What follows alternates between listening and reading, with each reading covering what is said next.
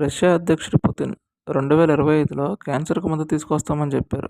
ఈ వ్యాక్సిన్ ప్రత్యేకత ఏమిటంటే క్యాన్సర్ కణాలను నాశనం చేస్తుంది.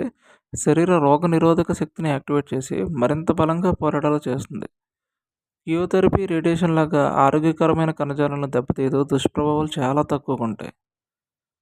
రష్యా శాస్త్రవేత్తలు తయారు చేసిన క్యాన్సర్ వ్యాక్సిన్ క్లినికల్ ట్రయల్స్‌లో అద్భుత ఫలితాలు ఇచ్చింది. 18-75 ఏళ్ల వయసు గల 48 మంది అడ్వాన్స్డ్ స్టేజ్ క్యాన్సర్ పేషెంట్స్‌పై చేసిన ఫేజ్ 1 ట్రయల్స్‌లో 100% సక్సెస్ రేట్ సాధించడం నిజంగా చారిత్రాత్మక విఘటన. ఇక మిగిలిన ఫేజ్ 2, ఫేజ్ 3 ట్రయల్స్ పూర్తయ్యాక త్వరలోనే ప్రజల వినియోగానికి రాబోతుంది. రష్యా ప్రభుత్వం క్యాన్సర్ బాధితులకు ఉచితంగా అందించాలనే నిర్ణయం కూడా తీసుకోవడం గొప్ప విషయం. ఇది కేవలం రష్యాకు మాత్రమే కాదు, ఈ ప్రపంచానికి ఎంతో ఊరట.